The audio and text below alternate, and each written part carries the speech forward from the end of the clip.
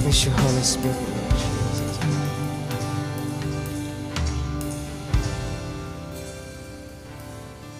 Kami bersyukur, kami berterima kasih Tuhan. Kami bersyukur karena Engkaulah, hanya Engkaulah Tuhan yang mengenal, mengerti, mengetahui sepenuhnya setiap kami yang ada di sini. Sedalam hati kami, Kau mengenal setiap kami, keadaan kami, persoalan kami, dan apa yang kami lalui. Kami mengucap syukur karena Tuhan, Engkau adalah Allah yang mengerti, mengenal setiap itu. Semua yang berlaku, yang kami alami, seluruh hidup kami, di dalam hadirat-Mu kami ingin isytiharkan bahwa kami mampu tenang bersama-Mu. Kami bersyukur karena Tuhan, dalam pemberitaan firman Tuhan, kami boleh merasakan damai sejahtera. Kami boleh merasakan ketenangan, kami boleh merasakan kekuatan, dan kami boleh menjadi yakin, berehat dalam hadirat-Mu dan menyerahkan perkara-perkara kami ke dalam tangan-Mu. Itulah kehebatan Tuhan kami, yang kami dapat nikmati di dalam hubungan kami dengan Tuhan. Saatnya pemberitaan firman-Mu ya Tuhan. Damai sejahtera-Mu terus mengalir, sukacita-Mu terus mengalir bagi kami, dan Engkau terus menyatukan kami di dalam sikap hati yang terbuka, dalam sikap hati yang mau fokus, menyerah, berserah kepada Tuhan. Pikiran dan seluruh jiwa kami serahkan untuk firman-Mu pada pagi hari ini. Kami bersyukur, kami berterima kasih Tuhan. Engkaulah yang memimpin masa ini, menguasai masa ini. Roh Kudus, dalam pemberitaan firman Tuhan, kami bersyukur. Dalam nama Yesus kami berdoa, dan semua jemaat Tuhan yang percaya, mari kita sama-sama katakan amin. Silakan duduk semua jemaat Tuhan yang dikasihi.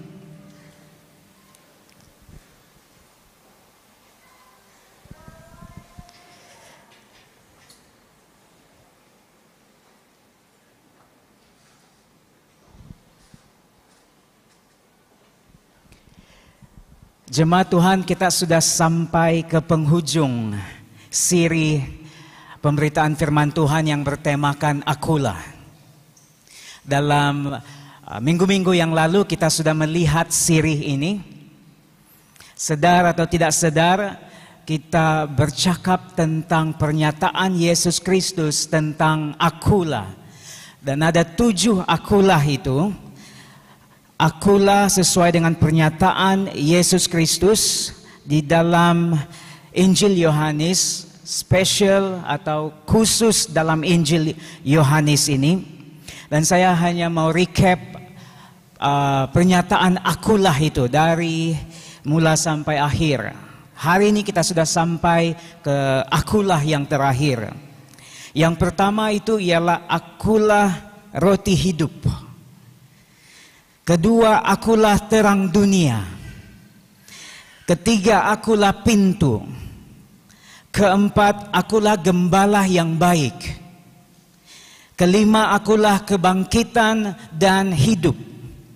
Yang keenam, akulah jalan dan kebenaran dan hidup. Dan pemberitaan firman Tuhan untuk hari ini, akulah yang terakhir. Akulah pokok anggur yang benar.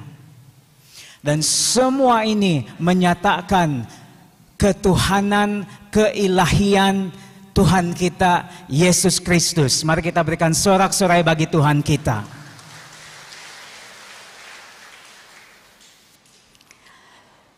Mengenai dengan tajuk pada hari ini, akulah pokok anggur yang benar itu merupakan bahagian di masa-masa terakhir Yesus Kristus sebelum penyalibannya.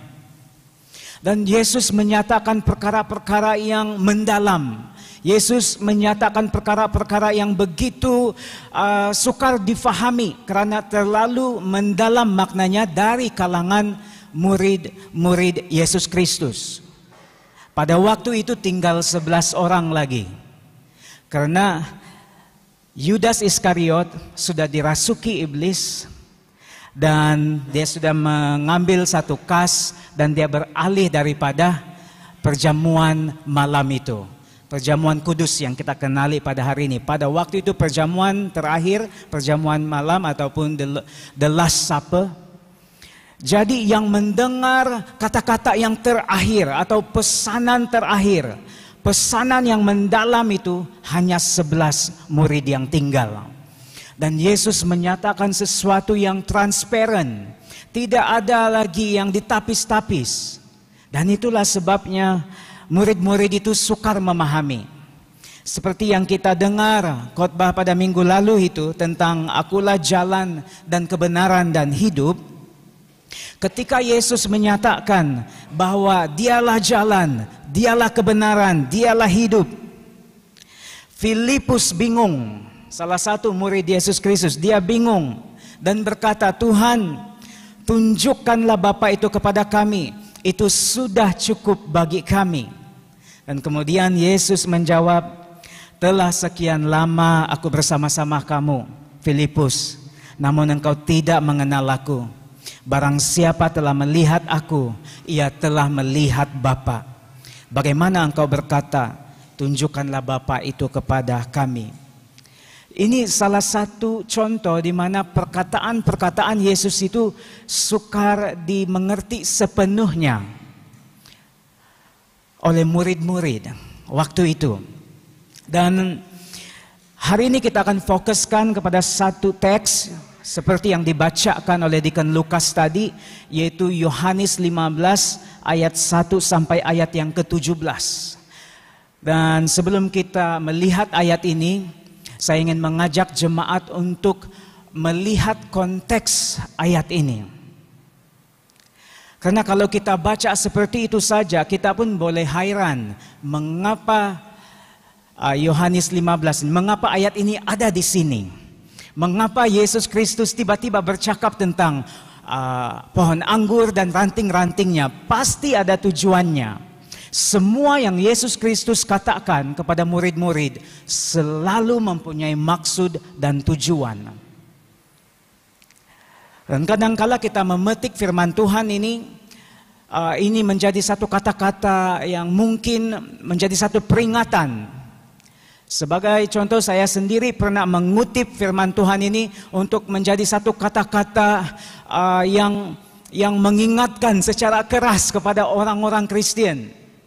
Sebagai contoh, kalau kita menasihati satu sama lain sebagai orang Kristen, kita harus tinggal di dalam Tuhan dan Tuhan tinggal di dalam kita. Dan baru kita boleh berbuah banyak. Kalau kamu di luar Kristus, kamu tidak berbuah. Ini seolah-olah peringatan yang keras. Tetapi ketika saya mengerti tentang nada dan emosi Yesus Kristus pada waktu ini, sebenarnya ucapan Yesus Kristus bermula dari Yohanes 14, tapi kita akan fokuskan dalam Yohanes 15 hari ini. Sebenarnya nada dan emosi Yesus Kristus itu lebih berbaurkan ucapan perpisahan. Dalam arti kata lain, ucapan Yesus Kristus ini berlaku malam sebelum penyalibannya. Jadi kata-kata pesanan yang penting, yang terakhir, pedoman, panduan yang penting ialah sebelum dia disalibkan itu dan dia melepaskan semua isi hatinya. Karena selama 3 tahun lebih, murid-murid bersama dengan Yesus Kristus secara fisikal. Malam Yohanes 15 ini, pada malam itu, Yesus Kristus sedang mempersiapkan para murid untuk bersedia dengan pemergiannya. Dia akan pergi kepada Bapa dan dia tidak akan hadir lagi secara fisikal dengan para murid-murid. Jadi itu bukan satu keadaan yang sangat selesa dan senang. Yesus perlu mempersiapkan para murid. Dan itulah sebabnya apa yang dikatakan oleh Yesus pada waktu ini sangat penting untuk ditanggapi pada waktu itu untuk murid-murid, dan pada waktu ini untuk kita sebagai pengikut-pengikut Kristus. Kita mulakan dengan Yohanes 15 ayat 1 dan 2 yang berbunyi demikian. Akulah pokok anggur yang benar dan Bapakkulah pengusahanya. Setiap ranting padaku yang tidak berbuah dipotongnya, dan setiap ranting yang berbuah dibersihkannya, supaya ia lebih banyak berbuah. Kalau dalam perjanjian lama itu, pokok anggur itu selalu diibaratkan sebagai umat Israel. Pohon anggur yang benar. Pohon anggur selalu simbolik kepada umat Israel. Dan Yesus mengatakan di sini, dialah pokok anggur yang benar. Dalam arti kata lain, ada pokok atau pohon anggur yang tidak benar. Dan itu merujuk kepada pemimpin-pemimpin agama pada waktu itu. Umat Israel sendiri yang menokok tambah perintah-perintah Tuhan dan mempunyai peraturan-peraturannya yang tersendiri. Sehingga pada zaman itulah, zaman yang begitu membebankan rakyat. Sudahlah terbeban di bawah pemerintahan kerajaan Empire Roma, terbeban lagi dengan peraturan-peraturan yang dikenakan oleh pemimpin-pemimpin agama Yahudi. Jadi orang-orang Israel pada waktu itu, orang-orang Yahudi memerlukan satu pohon yang benar atau pengajaran yang lebih benar daripada pemimpin-pemimpin agama pada waktu itu. Itulah sebabnya Yesus menyatakan, akulah pokok anggur yang benar dan Bapakkulah pengusahanya. Setiap ranting padaku yang tidak berbuah dipotong, yang berbuah dibersihkannya. Kalau kita melihat dalam ayat 1 dan 2 ini, ada sesuatu yang menarik sekali. Rupanya Allah begitu serius dalam hal anak-anaknya atau para pengikut Kristus itu, kepada setiap orang yang percaya itu untuk berbuah. Inilah pertama kali saya melihat pernyataan akulah, di mana semua pribadi-pribadi dalam Tritunggal itu terlibat sama. Ada Bapa, ada Anak, dan ada Roh Kudus. Ketiga-tiga ini terlibat. Bayangkan jemaat Tuhan, ketiga-tiga ini terlibat kalau dalam hal berbuah. Bapa terlibat, Yesus terlibat, Roh Kudus terlibat. Dan semuanya berfungsi di situ dan bekerja.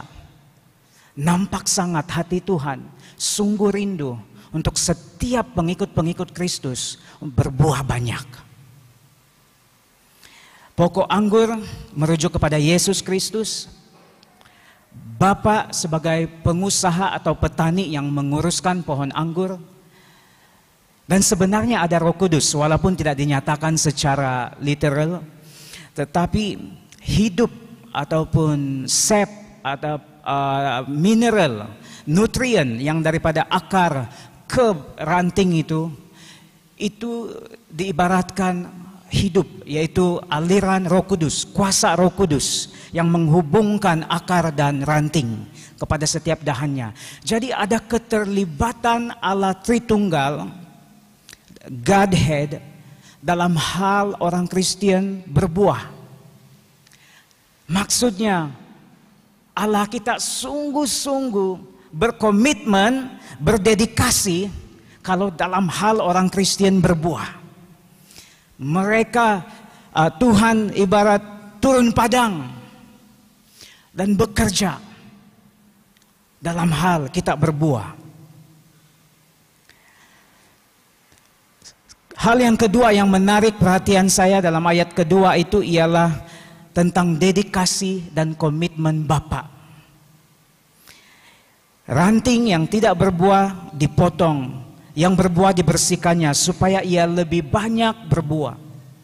Dedikasi dan komitmen Bapa itu sudah dilihat di situ. Dan kita tahu setiap pekerjaan Allah atau Bapa itu sempurna.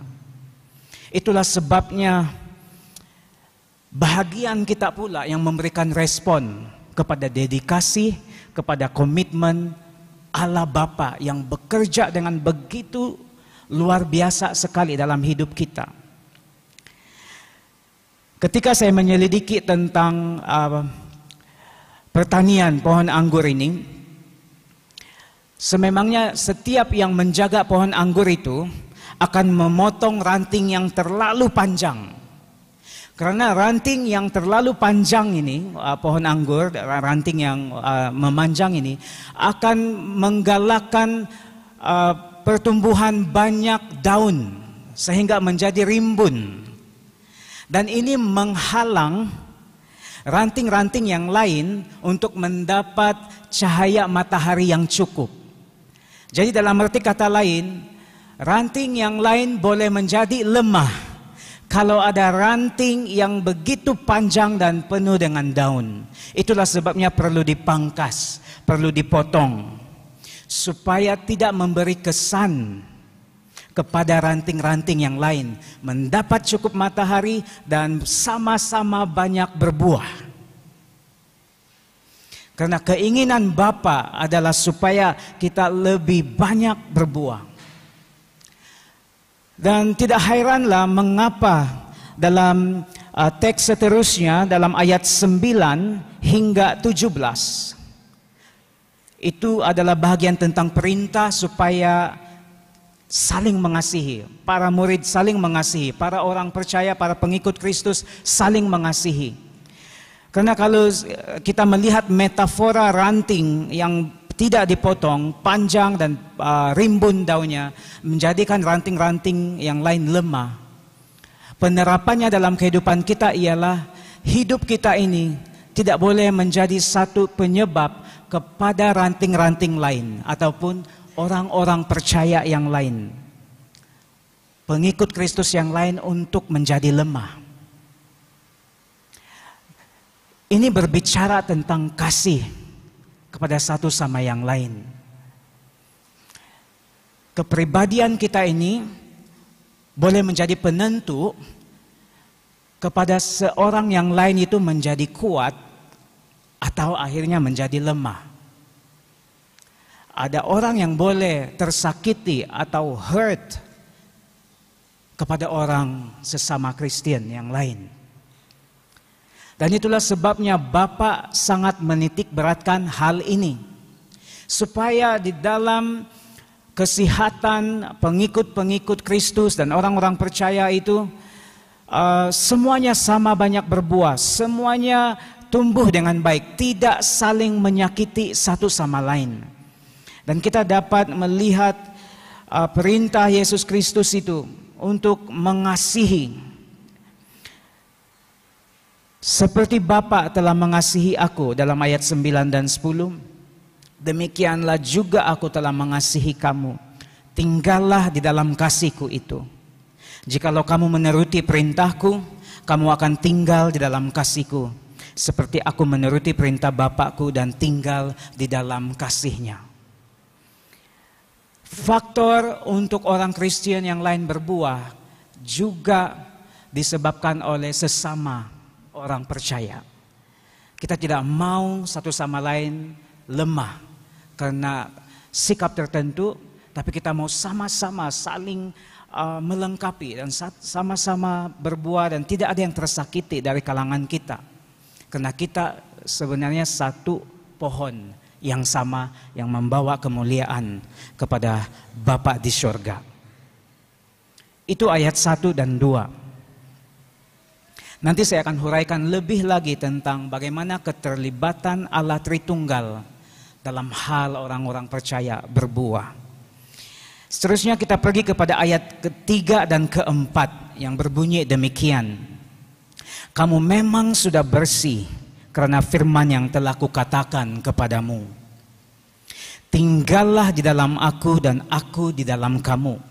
Sama seperti ranting tidak dapat berbuah dari dirinya sendiri kalau ia tidak tinggal pada pokok anggur, demikian juga kamu tidak berbuah jikalau kamu tidak tinggal di dalam aku.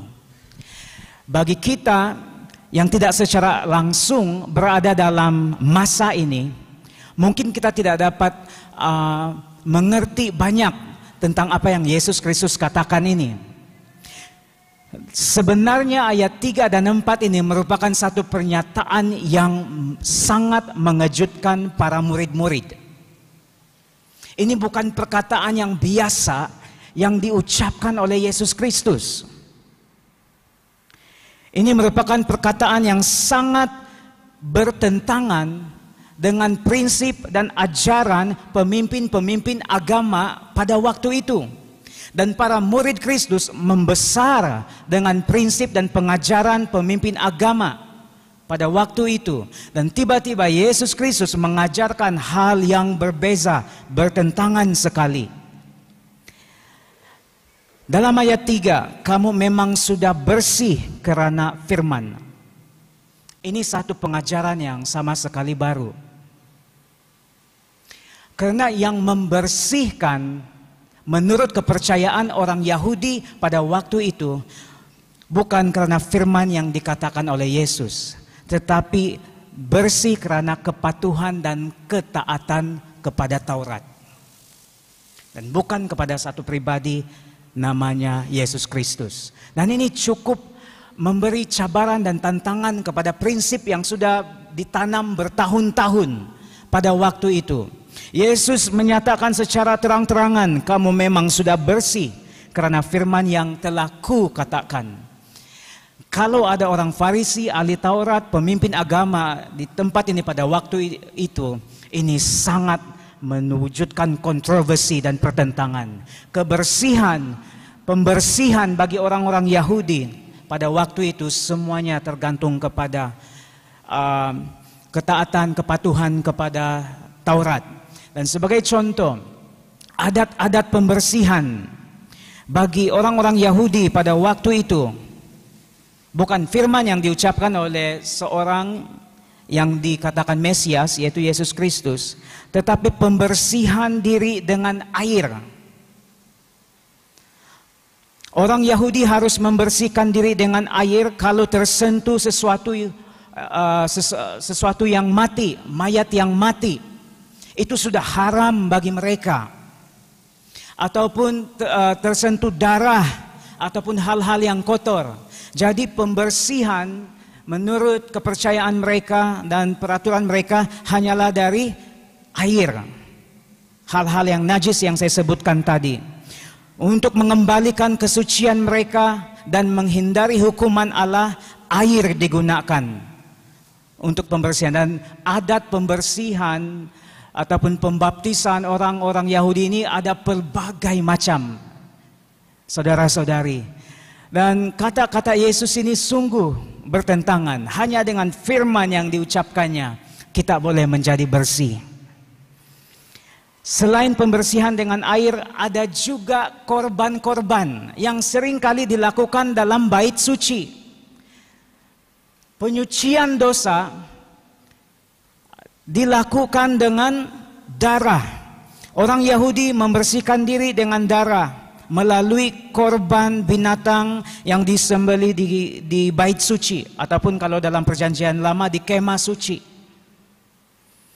Oleh korban-korban binatang seperti itu. Dan ini sudah cukup membuat para murid tertanya-tanya.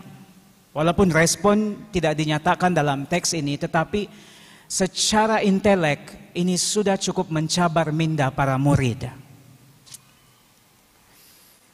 Pernyataan Yesus Kristus ini begitu hebat, begitu penuh dengan kebenaran, karena dia mengatakan sesuatu yang rohani. Bukan dari segi peraturan dan adat dan amalan orang Yahudi. Pembersihan kita adalah melalui firman-Nya. Dan apalagi malam itu adalah malam sebelum penyaliban. Dia sedang ke arah pembersihan once and for all melalui korbannya, pengorbanannya di kayu salib, membersihkan satu kali untuk selamanya dosa umat manusia. Pembersihan dibaharui, pemikiran dibaharui oleh firman Yesus Kristus. Hal yang kedua dalam ayat 4. Kalau mau berbuah banyak, Yesus mengatakan seperti ini, tinggallah di dalam aku dan aku di dalam kamu. Ini pun sesuatu yang begitu kontroversi. Sejak bila untuk berbuah banyak, mungkin ini terdapat dalam pemikiran para murid. Sejak bila untuk berbuah banyak, tinggal di dalam Yesus dan Yesus di dalam para murid. Karena berbuah banyak, prinsip pada waktu itu dari ajaran pemimpin agama adalah melalui Taurat, tinggal dalam Taurat, bukan tinggal dalam satu pribadi namanya Yesus. Dan para pengikut menerima satu pengajaran yang lain daripada ajaran-ajaran yang disampaikan oleh pemimpin agama waktu itu. Prinsip untuk berbuah lebat, tinggal dalam Yesus, tinggal di dalam aku di dalam kamu. Sama seperti ranting tidak dapat berbuah dari dirinya sendiri kalau ia tidak tinggal pada pokok anggur. Demikian juga kamu tidak berbuah jikalau kamu tidak tinggal di dalam aku. Saya akan sebutkan beberapa prinsip pemikiran orang Yahudi dalam Alkitab. Bagaimana untuk berbuah bagi Allah? Pertama itu menaati perintah-perintah Allah. Dan sememangnya memang ada juga dalam list untuk berbuah banyak, mengasihi Allah dan sesama manusia. Tetapi inilah yang diabaikan oleh orang-orang Yahudi sendiri. Orang-orang Samaria sendiri pun tidak mampu mereka kasihi karena sejarah dan permusuhan dalam konteks Yahudi dan Samaria. Dan yang ketiga itu berbuah banyak menjadi saksi Allah di antara bangsa-bangsa. Ini masih diteruskan Yesus. Bersaksi, mengasihi sesama, mengasihi orang lain, itu masih diteruskan. Cuma ditokok tambah oleh pemimpin-pemimpin agama dan terlalu menekankan hukum-hukum Taurat. Dan itulah yang menyebabkan mereka membebankan rakyat karena mereka berpikir bahwa mereka sudah cukup untuk mematuhi Taurat dan yang lain itu belum. Itulah sebabnya golongan yang sakit, yang buta, yang lumpuh, sakit pendarahan, semua dan sebagainya sangat diasingkan karena pemimpin agama berpikir itu kesan atau hukuman Allah atas dosa mereka. Sama sekali pemikiran yang begitu kontroversial pada waktu itu.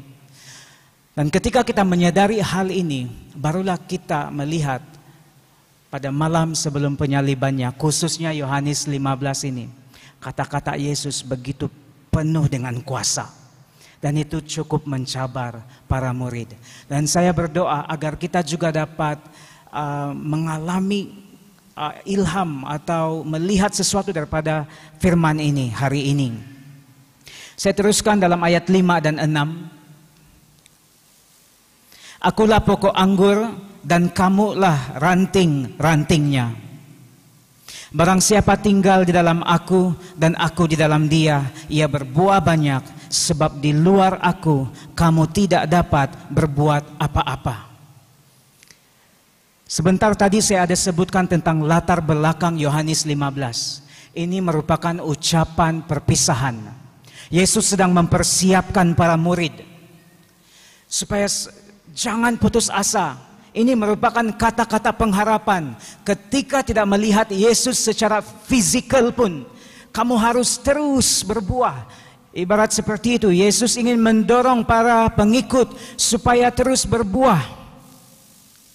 Karena ada bezanya, Yesus menyadari perbezaan ketiadaannya secara fisikal dari kalangan murid. Itu bukan sesuatu yang mudah. Akhirnya Yesus mengingatkan dalam ayat 5 tentang identiti pengikut-pengikut Kristus. Murid-muridnya 11 orang waktu itu. Kamu ranting-ranting. Yesus adalah pohon anggur. Kenapa Yesus ingatkan tentang identity? supaya mereka boleh terus hidup kuat sepanjang ketiadaan Yesus Kristus secara fisikal. Karena mereka akan berhubungan, para murid akan berhubungan dengan Allah secara rohani melalui Roh Kudus-Nya. Dan bagi kita sebagai manusiawi, manusia yang begitu penuh dengan physical ini, 5 senses, semuanya melihat keadaan sekeliling, merasa, menghidup, dan melihat hal-hal yang di alam fisikal ini, bukan mudah untuk beralih dari hal-hal fisikal kepada hal-hal rohani. Yesus menyadari hal ini dan dia mempersiapkan para pengikutnya. Dia ingatkan tentang identity. Kamu itu ranting-ranting. Ranting tidak akan hidup kalau tidak terhubung dengan pohon. Dan ini merupakan metafora yang sangat menarik sekali dan mudah difahami oleh para murid sebenarnya. Karena kalau mereka tidak terhubung dengan Tuhan, mereka tidak dapat buat apa-apa. Yesus memberitahu rahasia bagaimana terus terhubung dengannya walaupun tidak melihat secara mata kasar. Selain identity, Yesus juga mengingatkan tentang tujuan hidup para pengikut, yaitu berbuah banyak. Dan berbuah banyak berkaitan dengan hal mengasihi, berbuah banyak berkaitan dengan bersaksi, mengasihi sesama manusia dan sebagainya. Ini berkenaan dengan karakter yang kita dapat lihat dalam buah-buah roh pada hari ini. Tujuan mereka ialah berbuah banyak. Dan itu adalah cara Yesus mempersiapkan para pengikut. Ayat yang ke-6, barang siapa tidak tinggal di dalam aku, ia dibuang keluar seperti ranting, menjadi kering, dikumpulkan orang, dicampakkan ke dalam api, lalu dibakar. Yesus berbicara tentang destinasi para pengikut Kristus, orang percaya. Destinasi kita bukanlah ranting yang dibuang keluar, menjadi kering, dikumpulkan orang, dicampakkan ke dalam api lalu dibakar. Kita tidak pernah diciptakan untuk destinasi ini. Kita diciptakan terhubung dengan pohon dan berbuah banyak. Ayat 5 dan 6, Yesus mengingatkan identity, tujuan para pengikut Kristus. Dan yang terakhir itu destinasi mereka adalah tetap tinggal dalam Tuhan, dalam Kristus. Kalau di luar ada kesannya. Seterusnya dalam ayat 7 dan 8, firman Tuhan berbunyi demikian, jikalau kamu tinggal di dalam aku dan firmanku tinggal di dalam kamu, mintalah apa saja yang kamu kehendaki dan kamu akan menerimanya. Dalam hal inilah Bapakku dipermuliakan, yaitu jika kamu berbuah banyak, dan dengan demikian kamu adalah murid-muridku. Ayat 7 ini saya kaitkan dengan ayat yang ketiga. Ayat 7, tinggal dalam aku, apabila firmanku tinggal dalam kamu, mintalah apa saja yang kamu kehendaki. Kadang-kadang ayat ini boleh disalahgunakan atau diselewengkan. Ketika menjadi orang Kristen, boleh minta apa saja dan kamu akan menerimanya. Dan kadang-kadang jemaat dimanipulasi menggunakan firman ini dan katakan mintalah apa saja, kamu akan menerimanya. Sedangkan konteksnya ialah syaratnya atau posisi untuk berada dalam authority meminta dan menerima itu ialah kita tinggal di dalam Kristus dan firman tinggal di dalam kita. Ketika firman tinggal di dalam kita, daripada ayat 7 ini, Ini memberitahu kita bahwa kita boleh masuk dalam satu posisi ataupun dalam satu bentuk authority untuk meminta dan menerima. Dan betulkah tidak ada penyelewengan atau manipulasi? Ini adalah perintah Allah sendiri. Ketika saya memperhatikan ayat 3, saya dapat memahami bahwa mengapa Yesus Kristus secara bold, secara yakin mengatakan, mintalah apa saja yang kamu kehendaki, kamu akan menerimanya. Karena ketika firman tinggal di dalam kita, firman itu membersihkan. Sesuai dengan ayat 3, kamu memang sudah bersih karena firman. Ketika kita bersatu dengan firman, itu membersihkan kita daripada agenda pribadi, keinginan diri sendiri, ataupun jalan kita sendiri. Kita dibersihkan oleh firman. Keinginan Allah menjadi satu dengan keinginan kita. Itulah sebabnya Yesus mengatakan, mintalah apa saja. Karena firman itu membersihkan kita, melayakkan kita untuk masuk dalam authority, meminta dan menerima. Tidak ada lagi campuran agenda pribadi dan keinginan diri. Karena firman bersatu menjadi sebati. Ketika ini berlaku, seperti yang saya sebutkan tadi, keinginan Allah menjadi satu dengan keinginan kita. Dan ketika kita mengalaminya, ayat 8 mengatakan, dalam hal inilah Bapakku dipermuliakan, yaitu jika kamu berbuah banyak, dan dengan demikian kamu adalah murid-muridku. Keinginan Bapa, keinginan Allah menjadi satu dengan keinginan kita. Dan ketika itu sudah berlaku, kita terhubung dengan Allah. Dan aliran hidup itu, aliran hidup terus-menerus mengalir di dalam kita, menjadikan kita para pengikut atau ranting-ranting yang banyak berbuah. Saya ingin mengajak kita melihat kembali keberadaan Tritunggal dalam teks ini. Dalam banyak-banyak teks firman Tuhan dalam Perjanjian Baru, saya menyadari, dan ini betul-betul cukup membuatkan saya terujah, keterlibatan Allah Tritunggal, Allah Bapa, Anak dan Roh Kudus secara transparan ditunjukkan sekaligus di dalam ayat ini. Yohanes 15, 1 hingga 8. Yesus sebagai pokok anggur, Bapa adalah pengusaha yang mengusahakan pohon anggur, dan ranting-ranting itu selagi terhubung, bagaimana dia terus hidup? Karena aliran kuasa Roh Kudus, walaupun tidak disebut di sini, tetapi ketiga-tiga fungsi Allah Tritunggal itu berlaku dalam hidup kita sebagai orang percaya.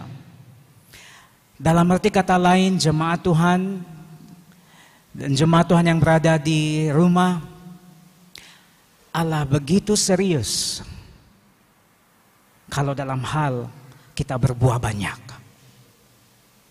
Bapa, Anak, Roh Kudus ada di situ. Menjadi satu keinginan hati Allah yang besar untuk kita berbuah banyak. Dan berbuah banyak dalam konteks apa? Mungkin masih lagi tertanya-tanya. Saya dapati jemaat Tuhan bukan tidak mau hal-hal yang lain, tetapi saya dapati bahwa berbuah banyak sesuai dengan pernyataan firman Tuhan sangat jarang sekali berkaitan dengan hal sukses, berkaitan dengan pencapaian-pencapaian duniawi, hidup semua dan sebagainya. Meskipun kita memerlukan semuanya itu, ketika saya menyelidiki firman Tuhan, berbuah banyak yang dimaksudkan adalah karakter.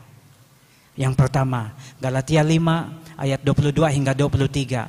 Buah roh, kasih, sukacita, damai sejahtera, kesabaran, kemurahan, kebaikan, kesetiaan, kelemah lembutan, penguasaan diri.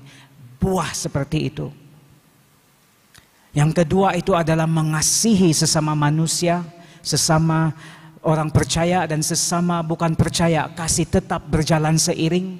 Dan yang ketiga itu, memberitakan Tuhan, Injil di antara bangsa-bangsa.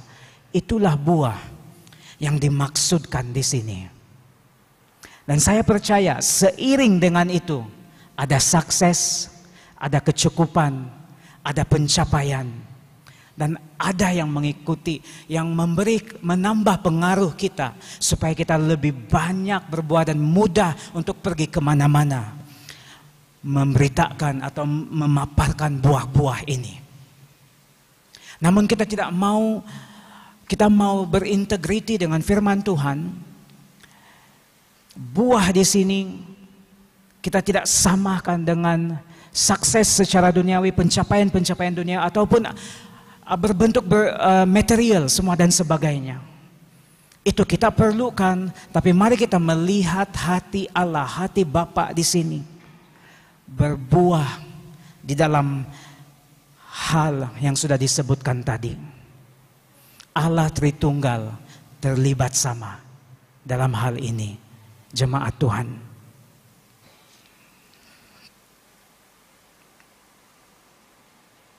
Ketika saya melihat, menyadari keseriusan Allah secara Godhead, Allah Tritunggal dalam hal berbuah, saya menyadari satu hal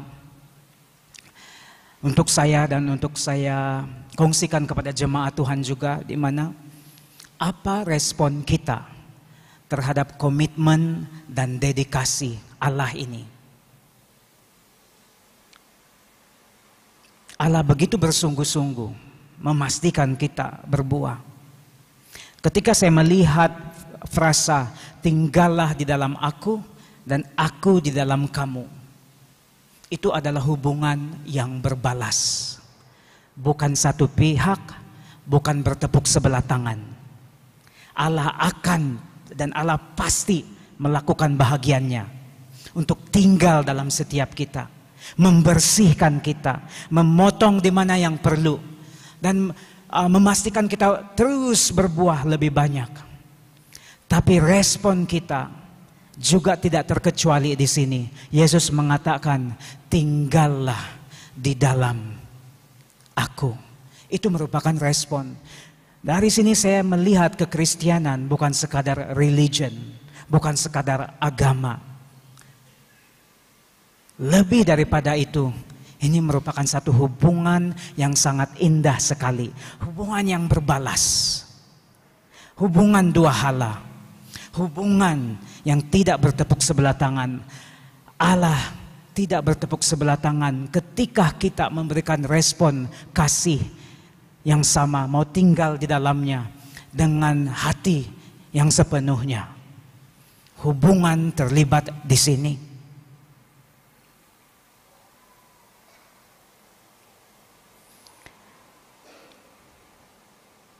Ayat 11 dalam pasal yang sama, Yesus berbicara seperti ini, semuanya itu kukatakan kepadamu, supaya sukacitaku ada di dalam kamu, dan sukacitamu menjadi penuh. Dan saya percaya bahwa serba sedikit, walaupun mungkin tidak memahami sepenuhnya, para murid tidak memahami sepenuhnya pada waktu itu. Karena kalau kita menelusuri cerita Injil ini, selepas Yesus Kristus bangkit, baru pemikiran para pemurid itu terbuka, mengerti dan melihat, baru mereka paham mengapa Yesus Kristus berkata seperti ini, seperti itu dan sebagainya. Namun saya percaya pada malam itu, para murid menerima sukacita yang besar. Karena dibebaskan daripada hukum-hukum yang memberatkan pada waktu itu. Keadaan pada waktu itu tidak mudah. Apalagi dibawa kerajaan Empire Roma. Dan bagian yang terakhir, untuk menerangkan lebih banyak tentang berbuah ini, Yesus mengatakan seperti ini, tidak ada kasih yang lebih besar daripada kasih seorang yang memberikan nyawanya untuk sahabat-sahabatnya. Kamu adalah sahabatku jikalau kamu berbuat apa yang kuperintahkan kepadamu. Para murid sebenarnya adalah dalam hubungan tuan dan hamba pada waktu itu. Yesus itu master of all. Dia boleh saja memerintahkan kepada para murid untuk melakukannya, dan para murid tidak ada option. Hamba ini kedudukannya pada waktu itu tidak boleh membuat choice, tidak boleh membuat pilihan. Kalau diarahkan oleh Tuhan, option yang ada hanya melakukan perintah itu. Agak menarik di sini. Yesus keluar daripada hubungan Tuhan dan hamba. Dia pergi kepada hubungan sahabat. Dalam arti kata lain, kalau dia memanggil para murid yang ada pada waktu itu sebagai sahabat, seorang sahabat posisinya lebih tinggi daripada hamba. Hamba tidak mempunyai pilihan sama sekali, hanya melakukan. Hidup matinya ditentukan oleh tuannya. Tetapi ketika Yesus Kristus memanggil para murid sebagai sahabat, sekarang para murid mempunyai option, ada pilihan, ada free will, ada choice, sama ada mau menerima, mengikuti apa yang diperintahkan oleh Yesus atau tidak. Lagipun hamba dianggap tidak penting, hanya untuk melakukan perintah-perintah. Kedudukannya begitu rendah sekali dalam lapisan masyarakat pada waktu itu. Ketika para murid disebut sebagai sahabat-sahabat, mereka mendapat special place, tempat yang istimewa di hati Tuhan, di mana planning atau hati Bapa dapat diceritakan kepada orang yang terdekat. Dan dalam konteks ini orang yang terdekat adalah sahabat. Hati Bapa diketahui. Siapa yang mau memberitahu hal rahasia mendalam kepada seorang hamba? Yesus memberitahu. Yesus melihat kita bukan sebagai hamba, sebagai sahabat. Dengan itulah dalam sepanjang Yohanes 14 dan 15 ini, Yesus memberitakan hal-hal yang begitu mendalam sekali tentang rumah Bapa, tentang jalan ke situ, dan tentang pohon anggur, dan bagaimana pekerjaan Bapa untuk orang-orang percaya, para murid mengikuti Kristus atau dapat berbuah banyak. Diceritakan hal-hal yang mendalam kepada para murid, dan ini sangat menarik sekali. Jemaat Tuhan, saya ingin menjemput teman-teman bersama dengan saya di sini. Pemberitaan firman Tuhan pada pagi hari ini lebih kepada menunjukkan nada atau emosi Yesus Kristus pada malam sebelum penyalibannya. Mungkin ada dari kalangan jemaat yang terfikir-fikir bagaimana approach nada Yesus Kristus pada waktu ini. Dalam Yohanes 16, Yesus berdoa bagi para murid-murid. Dalam arti kata lain, sebenarnya dari Yohanes 14, 15, 16 ini, hati Yesus Kristus betul-betul ditumpahkan kepada para pengikut. Hatinya betul-betul diceritakan. Walaupun dia akan meninggalkan para murid. Ucapan perpisahan ini sebenarnya diucapkan untuk memberikan pengharapan. Memberikan persiapan kepada para murid yang bakal ditinggalkan itu, supaya terus kuat walaupun tidak melihat Yesus Kristus lagi. Ada Roh Kudus yang akan membimbing mereka. Kalau ini diucapkan oleh Yesus Kristus kepada para murid, nampak sangat Yesus Kristus memahami keadaan anak-anak Tuhan, murid-murid Tuhan yang ditinggalkan, tidak lagi dapat melihat secara fisikal. Dan ini menyentuh hati saya tentang keadaan kita sebagai orang Kristen pada masa kini. Satu ucapan syukur saya jemaat Tuhan adalah ranting-ranting Tuhan, pohon anggur itu dari gereja SIB Kota Kinabalu Likas berada di mana-mana di luar gereja ini. Ada di dalam penjawat awam dalam kerajaan. Saya mengingat ini ranting, ada orang kita di situ yang terhubung pada pohon anggur. Siapakah yang berdoa menjadi pendoa syafaat untuk ranting-ranting yang sudah berbuah banyak dan pergi ke berbagai tempat? Gereja kita harus menyadari ini dan kita kena mendoakan mereka. Ada yang mengurus kerajaan negeri, kerajaan negara, di jabatan-jabatan awam. Itu ranting yang sudah berbuah. Jemaat Tuhan, mari kita menjadi pendoa kepada ranting yang sudah tersebar di luar sana.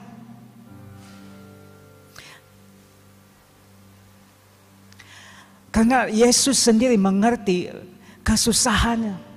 Tidak ada kehadiran sosok pribadi yang boleh dilihat secara fisikal di kalangan orang percaya. Bukan mudah. Dan keadaannya mencabar. Keadaannya mencabar.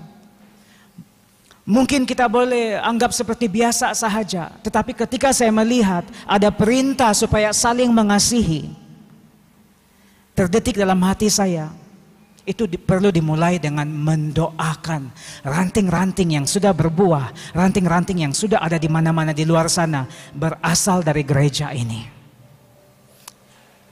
Itu yang pertama. Yang kedua, ranting-ranting yang baru bertumbuh ini, yang bakal berbuah. Apabila saya mengingat tentang pemuda-pemudi generasi Gen Z ini, dari umur 13 tahun sampai umur 17 atau 18 tahun. Betulkah kita melihat mereka ini sebagai ranting yang perlu didoakan? Karena mereka ini bakal berbuah.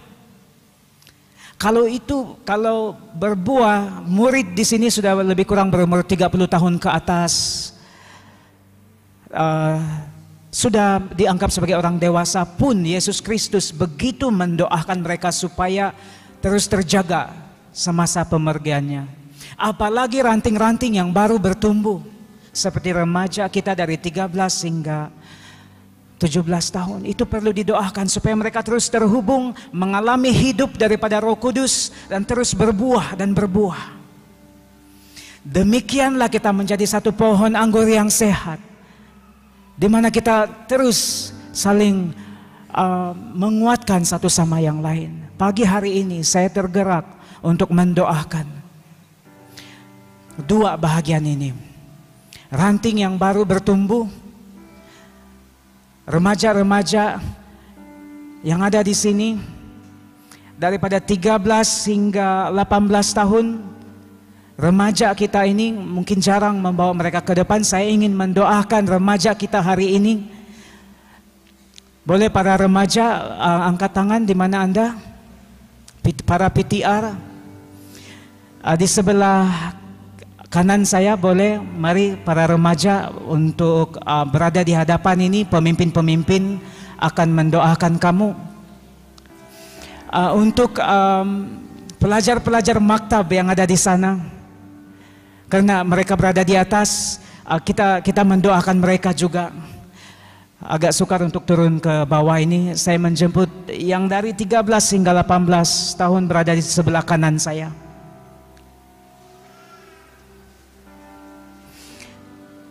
Sesiapa saja dari kalangan jemaat 13 hingga 18 tahun, Kalau Anda ada di sini, mari. Mereka adalah ranting-ranting yang bakal berbuah dan perlu didoakan. Bukan senang, tapi kita ada sebagai satu sama lain. Terima kasih pelajar-pelajar yang sanggup turun di atas, mari.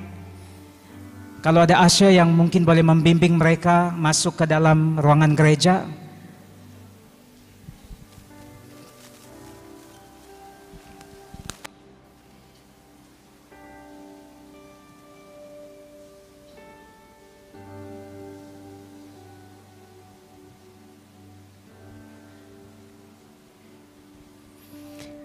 Identity kita adalah ranting-ranting. Sama ada perlu, sudah berbuah, atau bakal berbuah. Mari kita sehati dengan keinginan Bapa mendoakan mereka.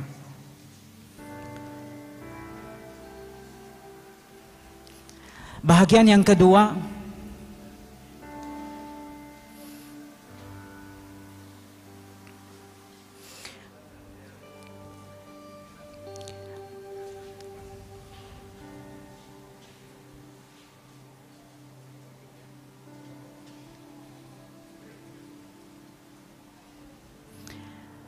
yang kedua, saya ingin mendoakan. Mari jemaat Tuhan kita menjadi pendoa syafaat bagi jemaat kita, mewakili ranting-ranting yang sudah berbuah lebat, tetapi keadaannya mencabar di luar sana. Yang terlibat dalam kerajaan negeri dan kerajaan pengurusan negara. Kita mau mendoakan mereka juga. Penjawat-penjawat awam, saya ingin mengundang Anda juga, karena Anda perlu doa syafaat daripada gereja ini. Mari para pemimpin,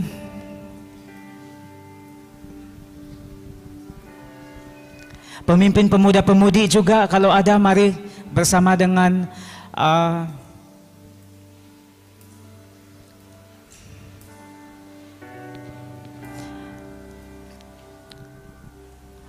mungkin di sebelah kanan saya, boleh kumpulkan para remaja ini di sebelah kanan. Dan sebelah kiri ini adalah untuk para penjawat awam yang terlibat di dalam bidang-bidang tertentu dalam kerajaan.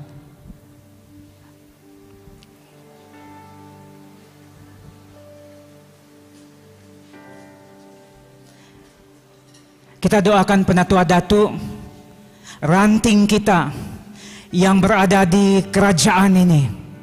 Kita doakan Penatua Datuk, dan demikian juga yang berada dalam kerajaan negeri, kerajaan negara. Kita mendoakan golongan ini juga.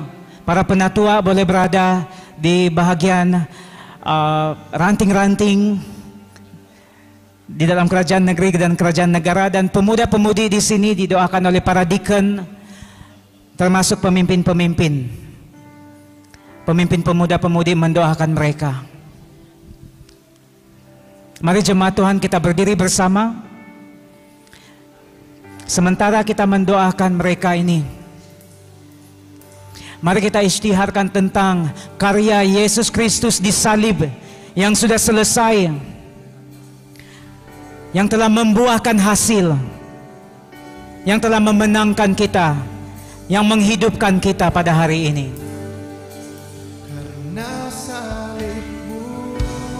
Praise you, Holy Spirit, Lord Jesus Christ, the Lord.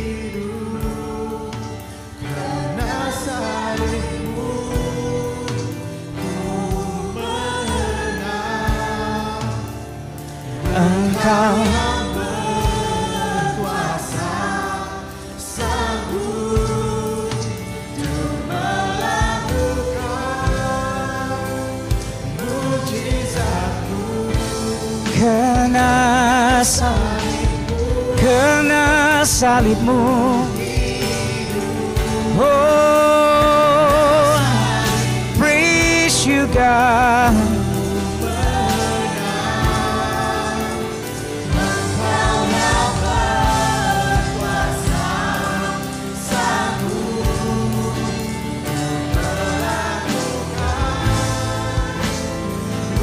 Karena salib-Mu Tuhan, meskipun kami tidak melihat Engkau, kehadiran-Mu, kuasa-Mu ada dalam kehidupan kami.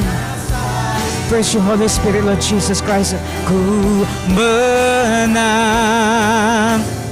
Engkau yang berkuasa, sanggup melakukan mukjizat. Oh, praise you God.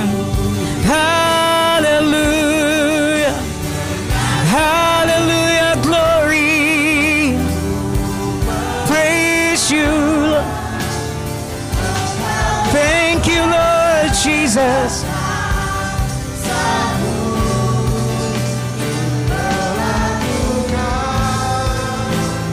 Mukjizat-Mu.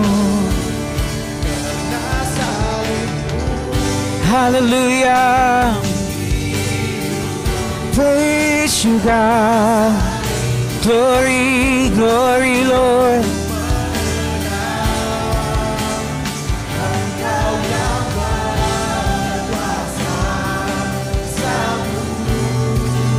Suka melakukan mukjizat-Mu di hidup.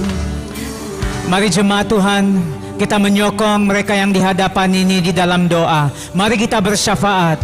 Bapa kami di surga, kami bersyukur, berterima kasih Tuhan, karena Engkau adalah pohon anggur Yesus Kristus. Bapa, terima kasih karena Engkau mengusahakan kami, dan kami adalah ranting-rantingnya. Tuhan, bukan mudah ya Tuhan, kami tahu bukan mudah untuk kami lalui hidup kami di dunia ini tanpa kehadiran Yesus Kristus secara fisikal. Kami memerlukan iman, kami memerlukan iman yang membuatkan kami mampu melihat secara rohani. Banyak cabaran di luar sana ya Tuhan. Ada kuasa kegelapan yang coba menghalang kami untuk makin berbuah.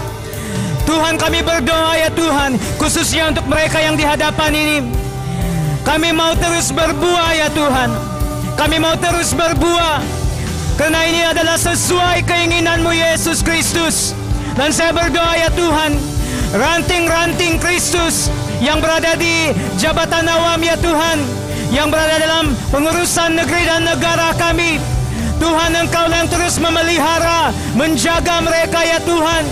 Engkau memotong yang tidak perlu, Engkau membersihkan kami, supaya kami lebih banyak berbuah, sehingga ada saksi-saksi Kristus. Ada ranting Tuhan di mana-mana di seluruh dunia, di pelosok dimanapun tempat ya Tuhan. Kami mau ya Tuhan, pemberitaan Injil Kristus berada di mana-mana ya Tuhan. Kami bersyukur, kami berterima kasih Yesus. Dan kami juga mau berdoa khusus untuk para remaja ya Tuhan, daripada 13 hingga 18 tahun ini ya Tuhan. Mereka adalah ranting yang muda ya Tuhan. Kami baru mau berbuah. Kami pohon ya Tuhan, agar kami meresponi untuk tinggal di dalam Engkau. Bekerjalah dalam hidup mereka supaya lebih banyak berbuah ya Tuhan. Lebih banyak berbuah ya Tuhan. Kami dipotong, kami dibersihkan, supaya kami terpelihara di dalam satu pohon anggur ya Tuhan. Karena Engkau adalah Allah yang memperhatikan, yang memelihara, yang melihat kami, yang menjaga kami. Juga jemaat Tuhan yang di rumah ya Tuhan, yang mungkin dalam umur 13 hingga 18 tahun, juga untuk mereka yang berada di tempat tertentu dalam bidang-bidang apapun, Tuhan, Kau berkati mereka, pelihara, jaga mereka ya Tuhan, supaya kami terus berbuah, kami terus terpelihara. Di dalam nama Tuhan Yesus Kristus kami bersyukur, berterima kasih Tuhan. Karena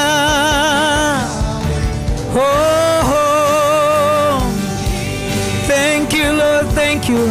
Kami bersyukur kami adalah ranting-ranting-Mu ya Tuhan, yang akan diteguhkan terus menerus. Hallelujah. Praise you God, praise you Lord Jesus. Haleluya, karena salibmu.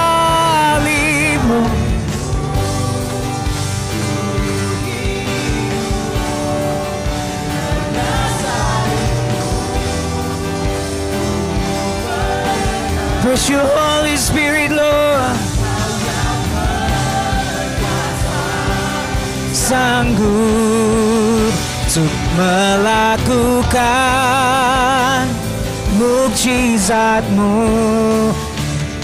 hidupku.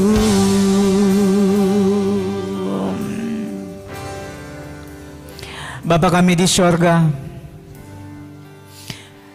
terima kasih karena kami adalah ranting-ranting-Mu ya Tuhan. Kami terhubung kepada hidup yang daripada-Mu.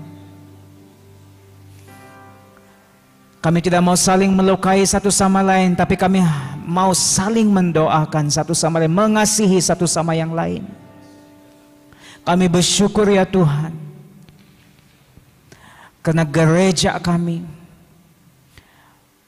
menjadi satu ranting yang sudah berbuah lebat ya Tuhan. Kami gembira ada wakil kami, ranting yang berada di bidang-bidang tertentu dalam negeri dan negara kami.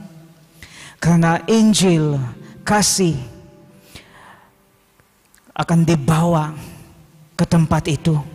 Kami mengucap syukur, dan dimanapun jemaat yang lain berada, kami bersyukur karena kami dapat menjangkau di tempat itu. Karena ranting Tuhan ada di situ. Kami bersyukur menyokong dari gereja ini ya Tuhan. Karena ini demi kemuliaan nama Tuhan, sesuai firman-Mu. Dalam hal inilah Bapa dipermuliakan kalau kami berbuah banyak dan kami menjadi murid dimanapun kami berada.